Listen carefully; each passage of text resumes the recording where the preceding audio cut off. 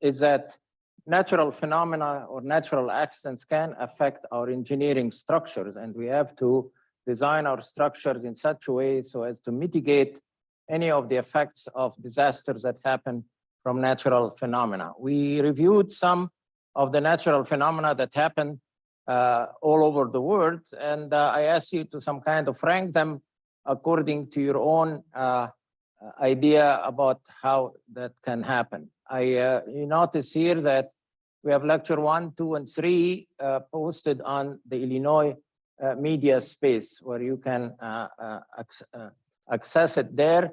One of them doesn't have the audio, but we will agree to access the written notes as a replacement. In fact, the written notes may be better than the audio in that case. So our coverage right now is the natural disasters and man-made accidents. And the idea is to figure out how to make sure that our designs of nuclear reactors in that case and other engineering structures are safe from the perspective of natural phenomena in general. We have looked at the different accidents, natural events that can cause accidents in our human structures, be it dams or skyscrapers. One of them, and the one that we should consider as the most serious one, is what we are going to designate as astral impact. The word astral means that it comes from the stars in Latin, and in fact, it is meteorites that affect us, and they are falling continuously over the Earth from different sizes, and the larger ones can cause quite a great destruction, but their frequency of operation has been impacting the Earth is very small. Nevertheless, you'll find that people have devised some criteria on how to deal with those astral impact. The interesting thing that is not very well known is that the Earth is surrounded by hundreds of thousands, in fact, of little pieces of material, on both sides of the Earth, from the Earth to Mars, and then from Mars again to Jupiter. And these are called near-Earth objects. And some people think that it was some kind of a large planet that did not form itself. Nevertheless, we are still at the risk of an impact from those asteroids, which are close to the Earth, the near-Earth objects, NEOs, and the ones that come in from the Ur's belt, all far away from the rest of away from the solar system, and that usually are meteorites. We know that the dinosaurs have been hit 64 million years ago by an impact of an asteroid that wiped them from Earth. So humans should be concerned about our technological civilization being affected. And we have the project that is launched by NASA. Just today, they were supposed to be launching a rocket to the moon. Do you know what the name of the project is? Nobody followed that. I think it will be fun for you to follow it. It's a project called Artemis. In Greek mythology, Artemis was a goddess, and she was the twin sister of Apollo. And you heard about the Apollo program 50 years ago, where at the time of President John F. Kennedy, the United States sent 17 missions to the moon. So the choice of Artemis, which is a sister of Apollo, is an adequate choice in that case. That project by NASA would continue continuously for several years. Today at 7:30 in the morning, they were supposed to be launching a rocket. One of the engines on the rocket did not perform adequately, so they postponed it until maybe Friday or some other, or the 6th of September. And I urge you to follow it. The idea here for humanity is to have a what you would call a backup file of life on Earth. Maybe some people would call it a Noah's Ark. If in case we are subjected to an asteroid impact, it can wipe up life on Earth, then life in the universe will continue from a base on the moon or on Mars.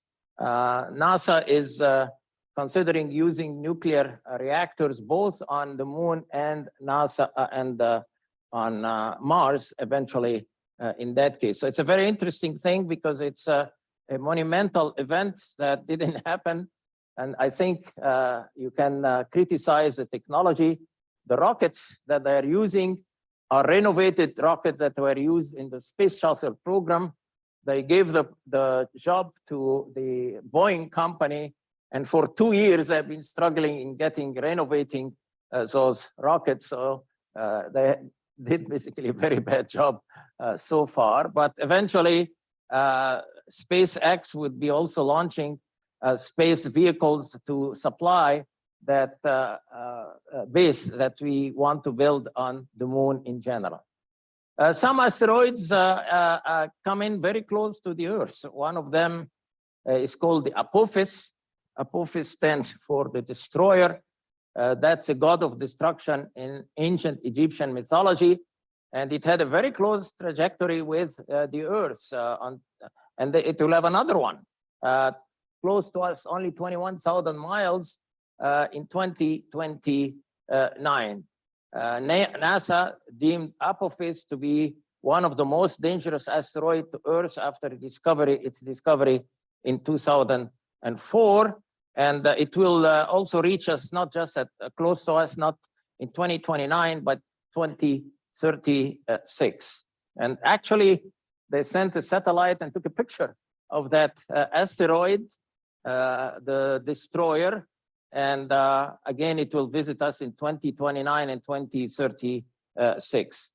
There have been quite a few impacts from near-Earth objects, but we don't see them all over the surface of the Earth. But if you look at the surface of the moon, definitely the impact from asteroids is very clear in all the craters that we could see on the surface of the moon, as well as the craters you see on the surface of Mars.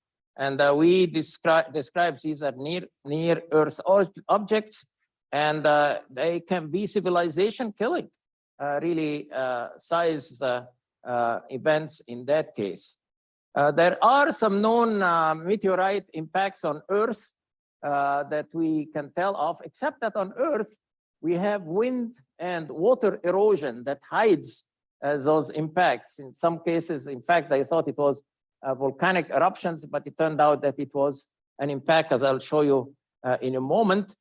In North America, we have 155 miles in diameter crater that happened 2 billion years ago.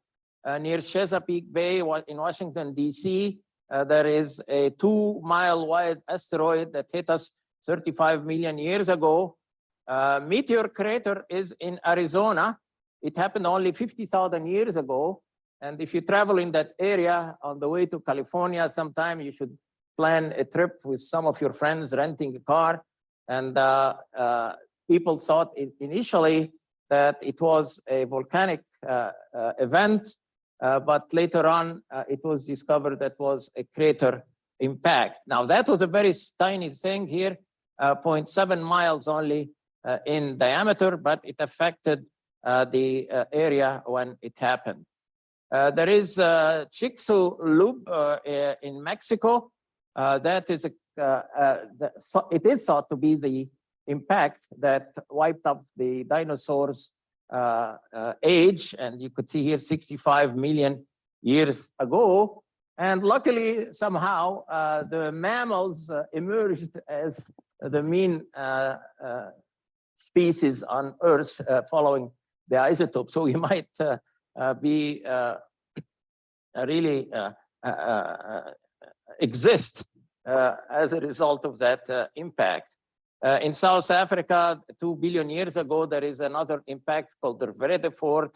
Australia, Gosses Plus. You could see that their impact is very, very, very, it takes a very long time to occur, but we can be subject to one of those impacts at any time in general. Now, the most recent event happened about 100 years ago in Siberia on June 30th, 1908, very early in the morning. It happened in Siberia, so it did not affect really areas of habitation, but people know that it started. The meteorite came into the atmosphere of the Earth. It heated up through friction with the atmosphere. As it heated up, it exploded. And it exploded about 7.5 miles above Earth. As it exploded, it generated a shock wave that destroyed a very large area of Siberia. And this is a picture actually taken for the downed trees that the explosion of that meteorite caused in Siberia.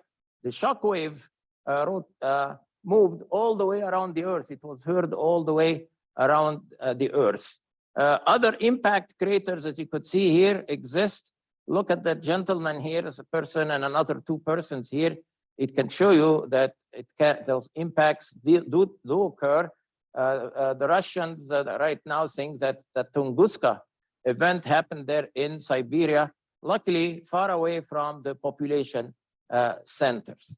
And as I suggested, the meteor crater happened here in the United States.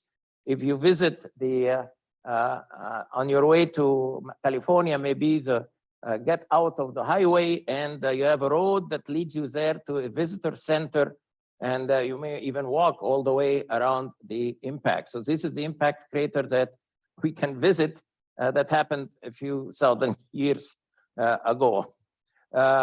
We think it happened 20,000 to 30,000 years ago, and it was probably an 80 feet asteroid only. It wasn't like a city block size that would have destroyed the dinosaurs.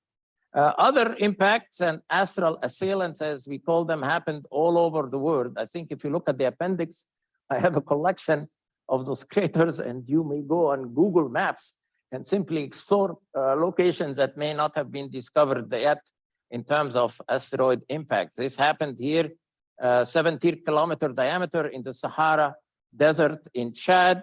This is one that happened in Canada. It's called the Sudbury crater. You could see here the water has formed some kind of a lake around it. That's 70 kilometer in diameter. And this is the one that is named Chicxulub. And that one happened along the coast of Mexico.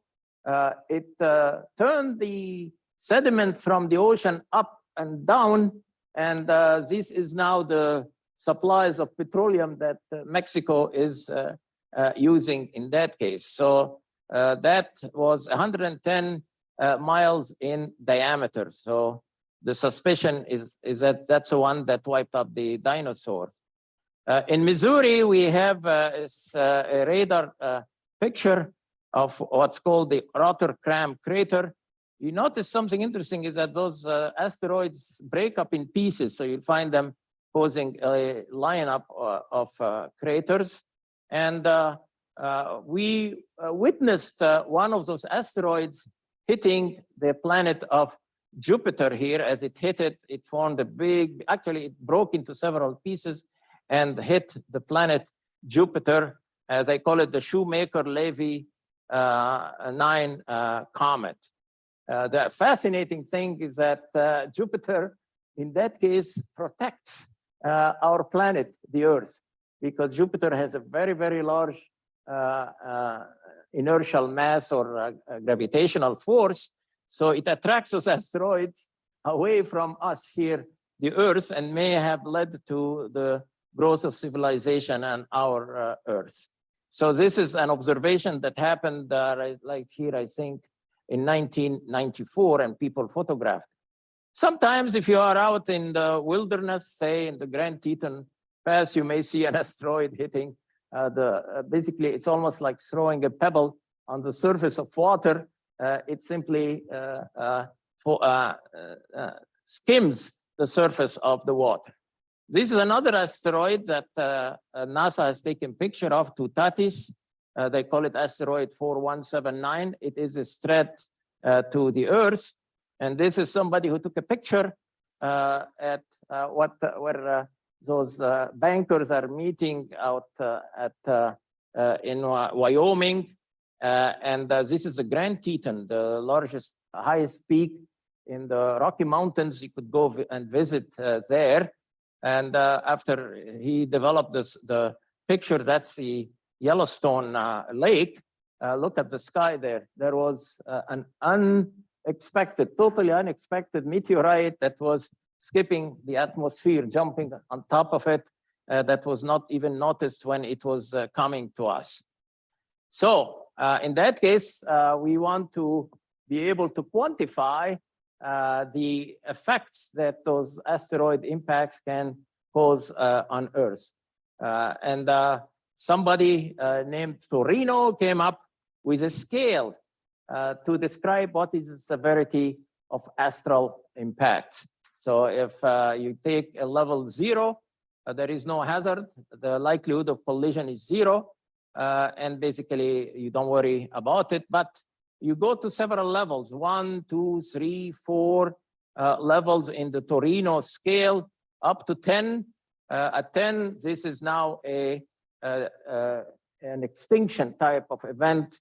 A collision is certain, capable of causing a global climatic catastrophe that may threaten the future of civilization as we know it, whether impacting land or ocean. If it impacts the ocean, it would generate a tsunami that has been shown in the movies, that can have a wave maybe that would drown us here and go all the way to 1 mile in height, all the way to Denver, Colorado. As you know, the height there of the city is 1 mile above sea level.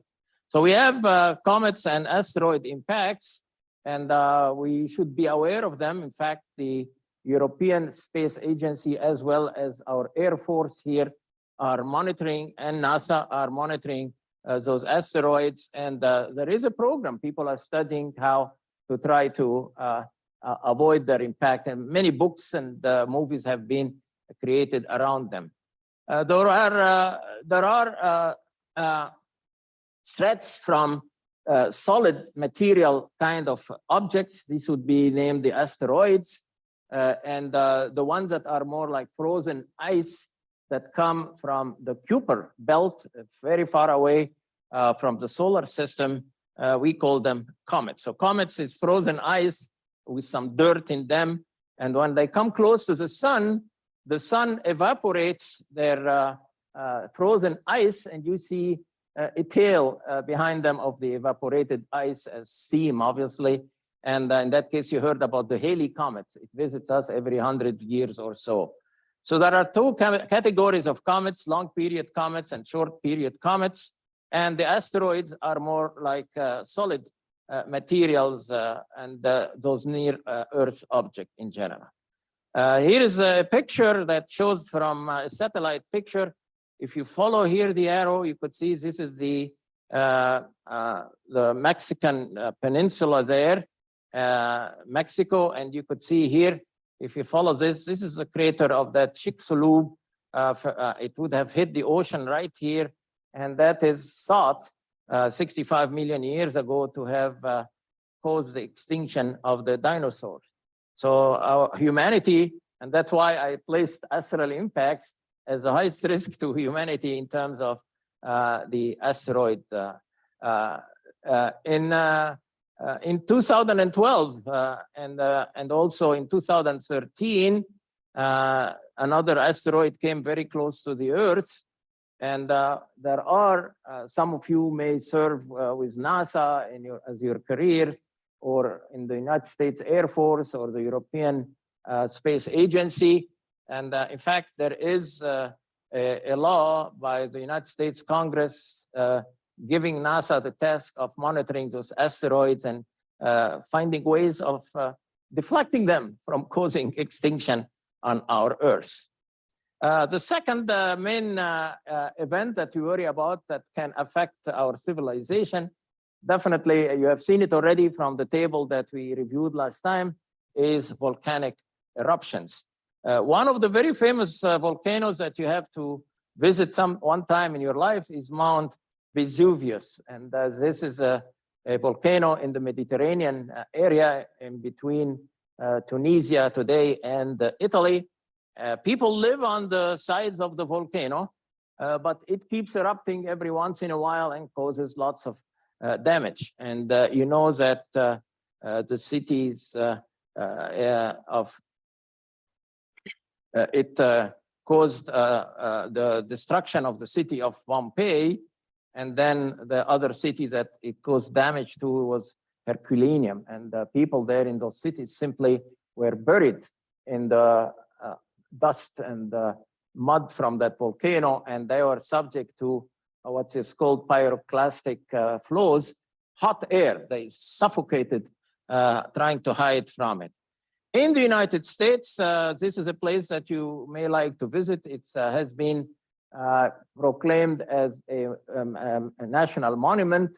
In fact, I had the pleasure of visiting it on the first day that they opened it to members of the public. This was an eruption here in the United States in 1981 that released the equivalent of 10 million tons of TNT equivalent, like hydrogen bomb in that case. Some people died there who had refused to leave. And on May 18, 1980, the photographers who took the picture basically risked their lives. And you could see here the fallout from the dust.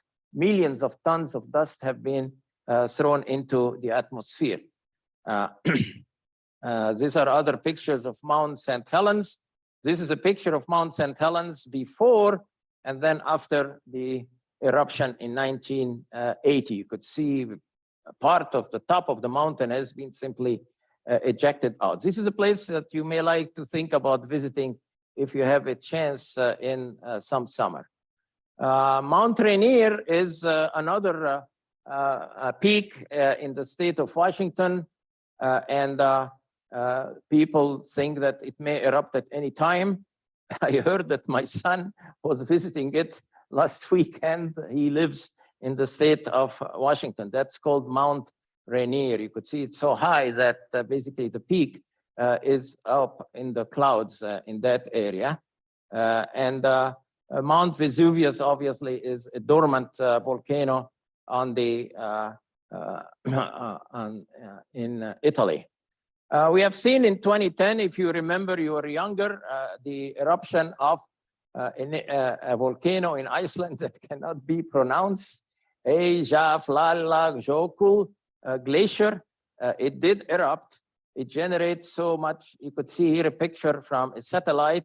The volcano is right here, and you could see the volcano, whatever eruption gases floating up in the atmosphere.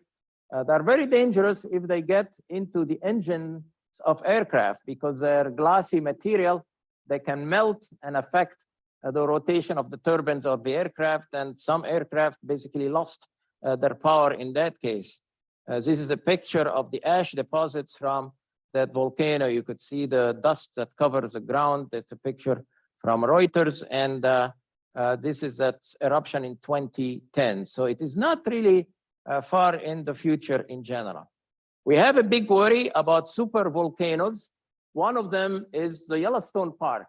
If you go to the Yellowstone Park, you'll find that you'd be in the caldera or really in the region of the volcano itself. You'll find there that they have geysers, and they will have fumaroles like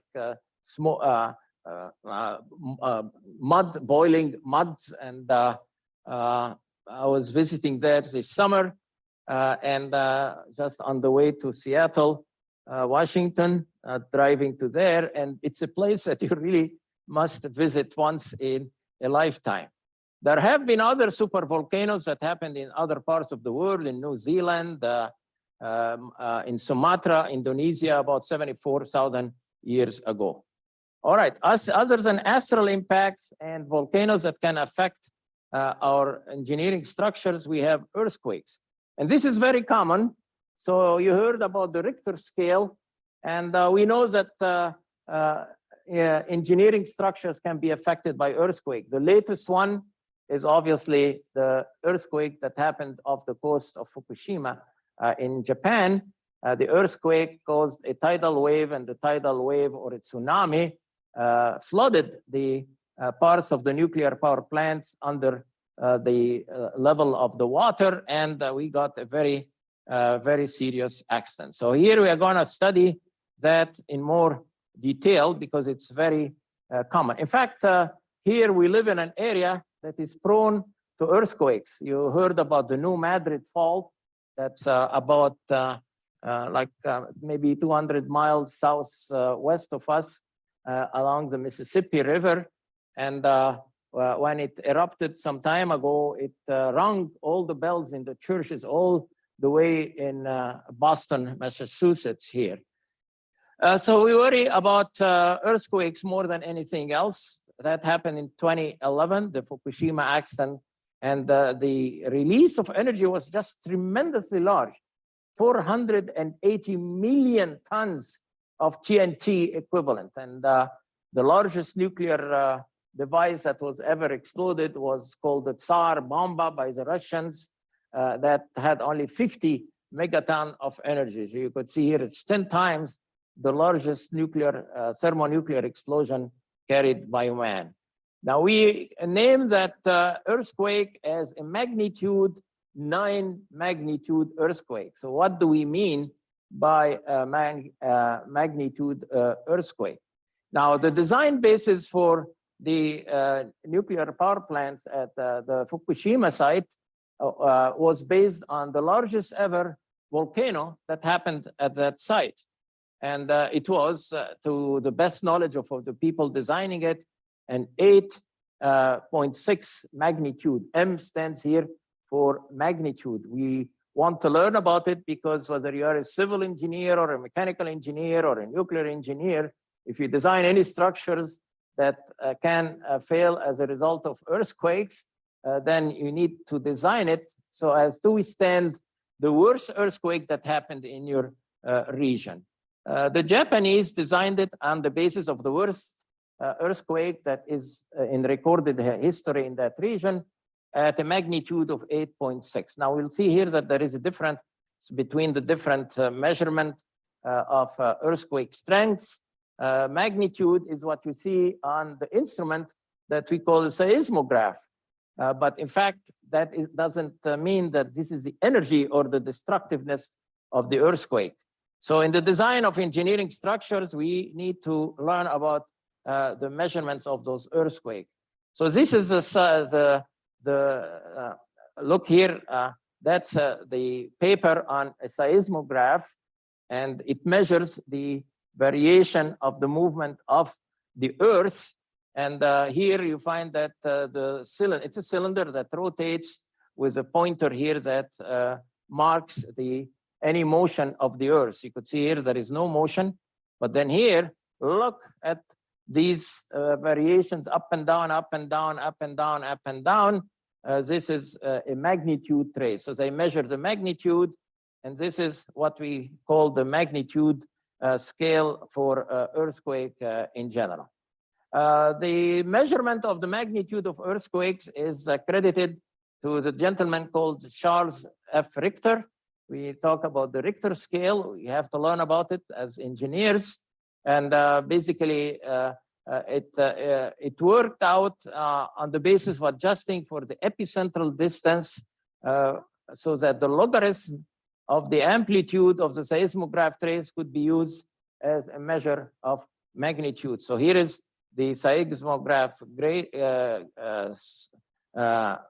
signature here, and you take its logarithm. Now you have to be careful that they are not using the natural logarithm, which is a logarithm to the base e, 2.781. This is logarithm to the base 10. And when you use a logarithm of the base 10, you get what's called decades. You get from one number of the logarithm from 1 to 2, you get a factor of 10. From 2 to 3, you get another factor of 10. So it's some kind of a decimal type of scale. Now, if you take the measurement that was used in the design of Fukushima, it was 8.6 magnitude. But what was actually happened was larger than the expected magnitude. Hence, you see the destructiveness that that earthquake caused. So if you say a 9 magnitude earthquake, that's a log to the magnitude 2, which is now, we like to call it magnitude 9. When you say 8.6, you'll find that the log of the magnitude on the seismograph is 8.6. So this is the actual occurrences, and this is a 9, and this is the historical occurrence in that case. So we want to estimate using our knowledge of logarithms, what's the difference between the two. So if you write the difference between the two Richter scale magnitudes, you take the delta M as the log of the magnitude 2 here, what happened to the base 10, minus the log to the magnitude 1 of what was used in the design. And when you take the difference between two logarithms, that is the same as taking the logarithm of the ratio M2 over M1. If you forgot that material from your algebra classes, let us learn it here, because it's a major design aspect of designing any structure against earthquakes in general. If you take the ratio of the magnitudes as log to the base 10 M2 over M1, we want to calculate the actual magnitude in difference, not in the on the log scale. And we invoke from algebra the relationship that if we take e to the power of the natural logarithm of any value x, this is equal to x. The same for a log 10 logarithmic to the base 10. In that case, you find that 10 to the power of log x to the base 10 is equal to that x itself. So in that case, if I want to determine what is M2 over M1, all I have to do is take now 10 and then take the logarithm of M2 over M1, and that gives me 10 to the power of that delta M that we wrote here. And if we plug in numbers for the value of that delta M, it becomes a natural logarithm of 10 M1 divided into M1, and that is log 10 to the base 10, which is 1. And log e to the base e is also 1 in that case. So you can say then the M2 over M1 here is the experience magnitude that happened at Fukushima relative to the magnitude that was measured 100 years earlier. So that's 10 to the power of log M2 minus log M1. And log M2 becomes 9, and log M2 becomes 8.6. So you could see here something interesting, that the even though the difference in the magnitude is only say 0.4 from 8.6 to 9, but in fact the magnitude of the earthquakes was 2.5 times the strength of the worst earthquake that happened in that region. So the Fukushima accident basically was a situation where the earthquake that happened exceeded any previous values that happened in the past. If you would have taken the magnitude occurrence to the magnitude design basis, you would get a very wrong result. You get only that the difference is 4%. That's not true. It was 2.5 times just by getting that magnitude number. And here I give you some more detail about the calculation, and I'll invite you to look at it. Now, the magnitude measurement on the Richter scale on a seismograph does not describe to us the level of damage that can happen from the earthquake. So in that case, we think about the energy release and the strength of the earthquake to describe its destructiveness.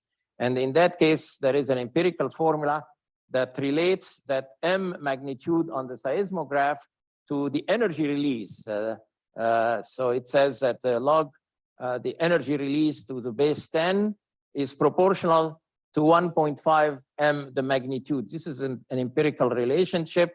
And if we take that here, 10 log to the base 10, the E here, this would be proportional to 10 to the power of 1.5 m. You basically took the power of the two sides of the equation. You'll find that the energy release is proportional to 10 to the power of 1.5 m. We could not really replace that proportionality constant, proportionality symbol with a constant.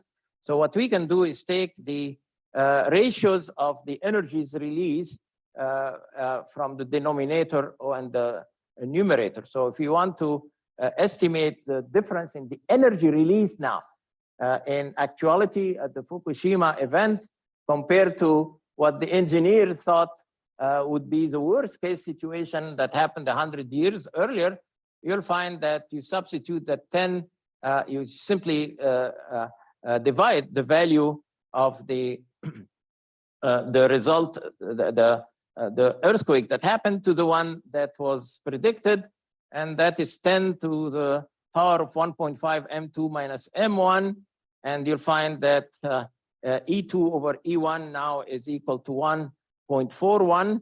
So you'll find that we had 1.4 times the energy release in the case of Fukushima compared to the expected case or the design value. Now, H number increase in the magnitude M, if you take A2 over E1 here, that is 10 to the power of 1.5.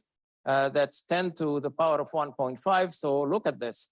The energy release was not just the value of the magnitude here from the earthquake, which we calculated as, let's go back here. We calculated it as the magnitude was 5 times, as we suggested. And in that case, you find that the energy release was a tremendous amount. So the actual to the design basis was 2.5, but the actual energy to the design basis energy was 4 times. So that was the energy or destructiveness was 4 times what was expected or recorded in known history in Japan. And you could see there that designing the nuclear reactors or bridges or airports or whatever engineering structure becomes very important. And we have seen this happen in our lifetime. You could see here the earthquake that caused a tsunami. You see the boats being carried out and into land. The strength of the water destroyed houses. In some cases, they caused lots of fire in general. So here we have the Richter magnitude scale to measure the effects of earthquakes on human structures. And in the same way that for astral impact, we had the Torino scale, I would like you to remember that earthquakes are measured on the basis of the Richter magnitude scale.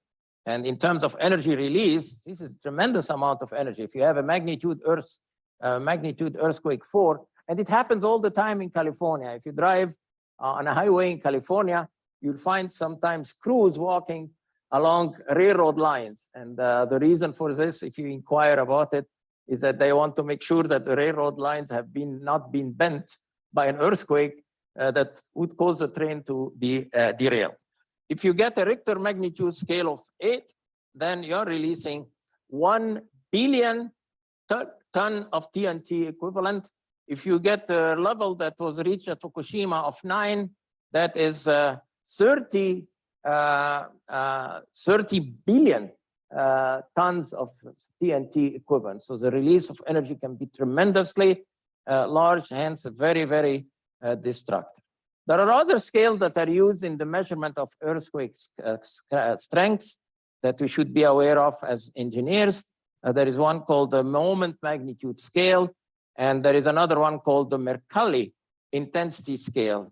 So let's look at the Mercalli scale in the same way that we look at the Richter scale. it goes into also intensity scale 1, 2, 3, 4, 5, and they correspond to the Richter magnitude scale. Let's take the intensity, say 5. This would be felt by nearly everybody, many awake from sleep, some dishes, windows broken, unstable object overturned, pendulum clocks may stop swinging. And when you go to a higher scales, 7 and higher, 10 here, 10 Mercalli and 7 Richter scale, you'll find some well-built wooden structures are destroyed, most masonry and frame structures destroyed with foundations, and as I suggested, railroad rails are slightly bent, so trains can get derailed. Earthquakes are common all over the earth. I suggested that they are very destructive, particularly in China and Iran, but they happen in the United States. A very famous earthquake happened in 1906 in the city of San Francisco. So cities on our west coast are built somehow without prior knowledge on the San Andreas fault. And basically, in some cases, earthquake happened. 2 major earthquakes happened in San Francisco. And as the earthquake happened, it broke some natural gas pipelines and caused fires. And it also caused the breakage of water lines. So the firefighters were not able to extinguish the fires. And to extinguish the fires, they had to revert to something very cruel.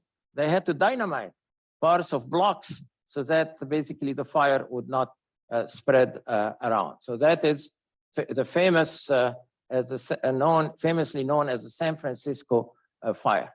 And this is the result of the fire in 1906. The process repeated itself again in 1989 in the San Francisco earthquake. There were more structures. In that case, you'll find that whole highways flattened out. They fell and kept the cars that unfortunately were between the 2 slabs of the highways caught in between them. As I mentioned, the Madrid fault is very close to us here. There is a description for it here.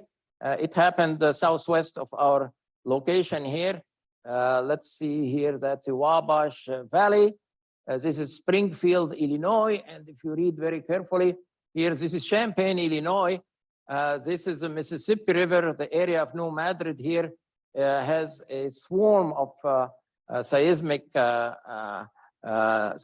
zones. And the New Madrid fault there, as I said, caused the Mississippi River to flow backwards instead from north to south, from south to north when it happened some time ago. So our structure here in Champaign-Urbana are subject to events from southern Illinois. Next in the destructiveness of natural phenomena is tidal waves, or what we say called tsunamis. Tsunami is a Japanese name. Tsu is a harbor, and nami is a wave, so it's a harbor wave. It turns out that the wave coming from the ocean gets into the harbor entrance, and the harbor entrance is narrower and narrower, so you find that the tsunami wave concentrates its energy, so the wave rises up and then becomes extremely destructive in general. It happened in 2004 in our lifetime here. There was a tsunami that caused the death in the Indian Ocean, in the areas of Indonesia and Malaysia. It caused the death of 200,000 people. In Japan, since Japan has been ready for those tsunamis and earthquakes, only maybe 18,000 people died there, not the 200,000. But in that case, it was less devastating than that 2004 tsunami earlier on. Those tsunamis move all the way around the earth. There are waves in the oceans, the Pacific Ocean in that case, and you find those waves reaching the coast of Oregon after the earthquake happened. So it crossed the whole ocean, and you could see those swirl here in the waves along the coast of Oregon on the west coast of the United States. The largest tsunami that, of course, affected us in our lifetime is on March 11, 2001. This looks like September 11, 2011 in the United States. And you could see here how the earthquake water is overcoming the ditches because it was not expected. And this is a destruction that can happen into a port. You could see here that Onagawa in Japan, the water came in and then concentrated itself. The water is from here in the entrance to the harbor, and it leveled everything in its path. Water can be extremely destructive from tsunamis or when dams or are destructive. We follow this by events that happen to us also. We hear about it: hurricanes, typhoons, and tropical cyclones. And I gave you an assignment to figure out what's the difference between them. There is no difference. The name depends on the location where they happen. So in the Atlantic, we use the word hurricane. In the Northwest Pacific, they call it a typhoon. And in the South Pacific and Indian Ocean, they call them cyclones. So I give you the answer to a small question in the assignments in general. With global climatic change and warming, the intensity of these events is increased. And we have, for hurricanes, also a scale for measurement of their intensities that you can use it in the design of dikes or dams and mitigation type of structures. It's called the Saffir-Simpson hurricane scale. And that depends on the speed of the wind. So when you have a wind speed up to 95 miles per hour, that's category 1. And when hurricanes happen, try to observe that. When they reach the level of category 5, these are winds that are extremely high, 155 miles per hour, 135 knots, or 249 kilometers per hour. And we have only 3 category 5 hurricanes have made landfill in the United States since records began.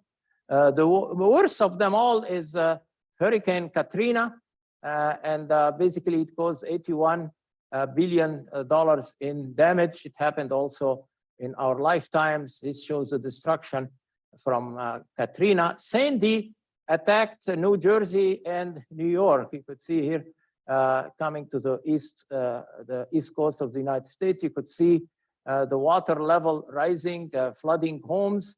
It caused fires and downing of power lines, and the power lines on the ground cause sparks. Whole parts, city blocks of New Jersey and New York caught fire in that case. In 2013, there was a super typhoon that destroyed, was extremely destructive. Look at those structures here, totally ground up. That was in 2013 in our lifetime.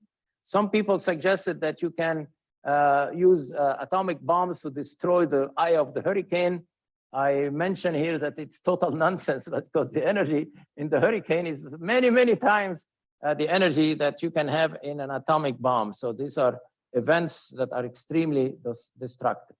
We come to the third category, another category in descending order of how destructive they are. That was tornadoes. There is another scale that measures the intensity of tornadoes. And if you live or build a structure in a tornado-prone area, like our area here, in fact, is tornado-prone, you need to figure out what kind of a design you have for the worst tornado that happened in your area. And if you live long enough in this area, you will find, and eventually you'll see a tornado happen. I had one start right above my head, rotating, but then touching ground a mile and a half away. So live long enough in Champaign-Urbana, you will watch a hurricane. The Fujita-Pearson scale goes from 0 to 5, and depending on the 3 branches breaking, or at the 5 level, that's massive destruction. You'll find that cars can be thrown away a distance of 100 meters. So don't stay in your car in the case of a hurricane. And you could see that those tornadoes can be extremely, extremely destructive, but we are subject to them. You'll find that we have rope tornadoes. That's the way they look like. If you see one, there are cone tornadoes. These are very destructive because they cover large area on the ground. There are also wedge tornadoes. You could see here the clouds touching the ground, and some tornadoes would have multiple vortices. So I think you'll add your knowledge so that you can protect yourself maybe and your friends if these occur. If they occur, try to stay away from them, or maybe go into the Talbot Lab. It's a very well constructed building, so protect you. But tornadoes can have multiple here. They call them satellite tornadoes in general. Some tornadoes happen on water bodies like a lake or a river or on the ocean. In that case, if you are boating, you stay also away from it. Another problem with the phenomena that we worry about is droughts, dust storms, and desertification. And I'll close at this one. But this happened in the American West in 1931. It was called the Dust Bowl. And in fact, it caused the migration into California and Oregon. You could see here the dust cloud covering the Kansas towns. And the Wizard of Oz movie is based on the tornado that would have happened in Kansas and the Dust Bowl. Look here, that residents here totally being buried under dust in Kansas. Dust storms still happen today. This is one that happened in Phoenix, Arizona. They gave it the name Habub, and that is basically an Arabic name, actually. But then that, because it happened in the Middle East, that happened in 2011 and October 2015. You could see the sky turning into dark clouds of dust. I'll stop at that for today. I hope I was able to record the lecture so that you can read it and answer some question about what we emphasized today, which is the different scales that we use for measuring the intensity and the destructiveness of natural phenomena in general. And I thank you for your attention, and I have to stop at that point. I'll be available for any questions that you have, but we stop the meeting now.